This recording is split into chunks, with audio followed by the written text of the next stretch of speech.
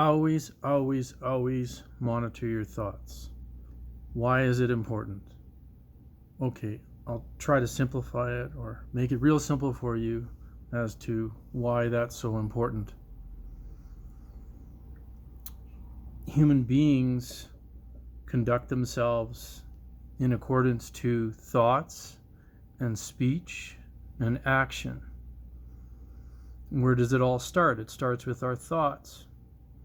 And you might say that it goes even deeper than that, that our thoughts come from our beliefs and what have you, but they're a form of thoughts, right? They're like established thoughts or a collection of thoughts that are in coherence with each other that we call beliefs. But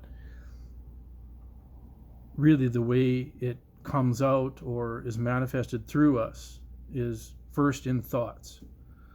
So it all starts there.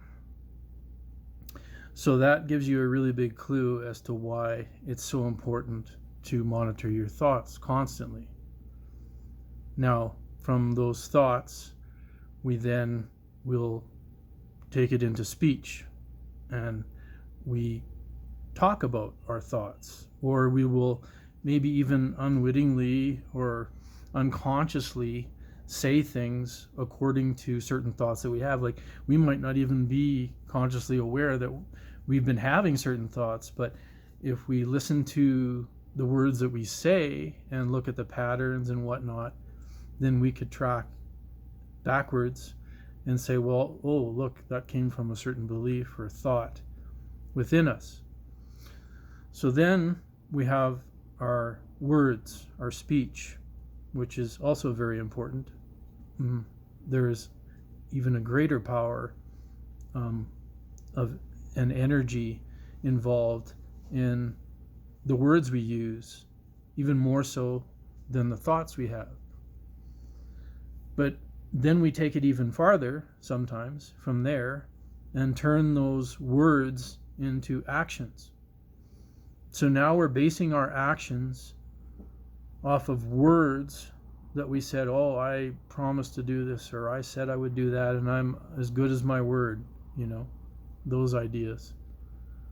All stemming from an original thought or group of thoughts.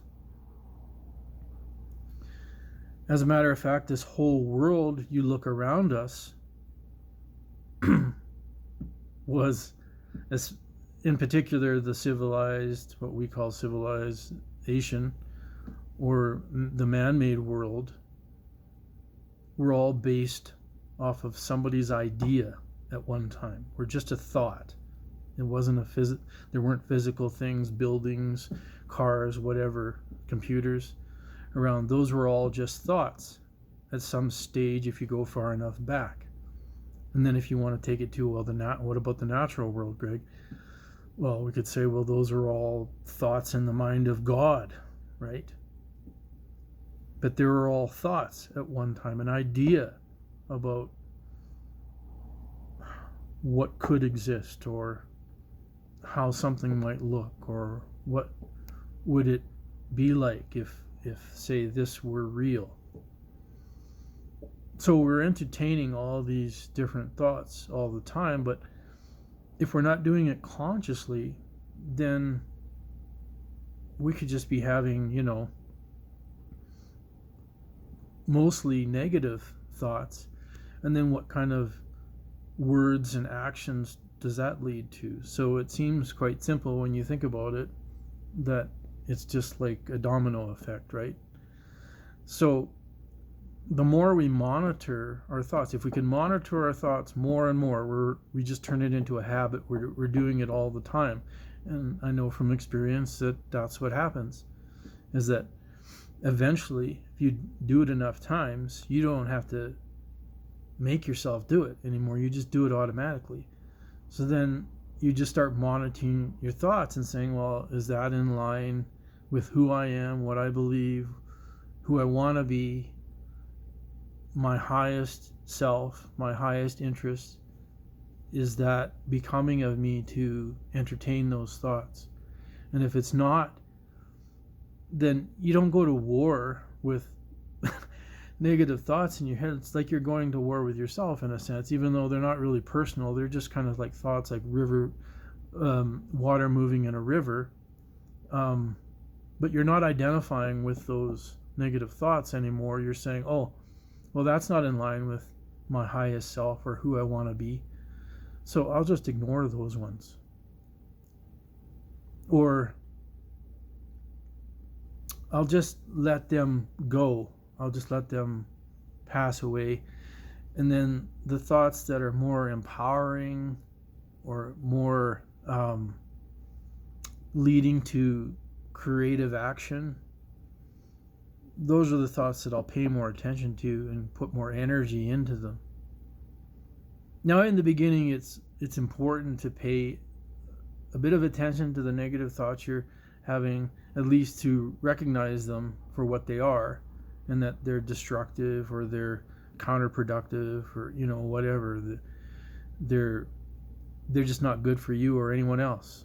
So it's good to pay attention to them in the beginning, but my point is, the more you are aware of them and you identify with the, let's say, higher thoughts or lighter thoughts or whatever, more creative thoughts, inclusive thoughts, then those so-called negative thoughts, they just kind of fall away, and they will actually dwindle, where you don't get them as many and as often. So that's the general idea behind monitoring your thoughts, and why you might hear certain teachers stressing that. And words have, or thoughts have energy, words have energy, actions have a certain kind of energy. So if we just keep entertaining and inviting in those negative thoughts, it has an energetic effect on our whole way of being. And that can even result in physical effects in our body, leading to disease or what have you, or even like doing vicious, unkind things to other people, for example, or whatever, having hate, or just harboring destructive thoughts. So just keep that in mind. Keep monitoring your thoughts in mind and spirit, and it's kind of your spirit that is monitoring those thoughts, isn't it? It's the one that's observing your own mind. So are you just your mind, or is there something else there that is observing your mind and deciding what is in line with who you really are and the being that you want to be? So I thank you again for listening, and much love and blessings on your journey. I'll talk to you again.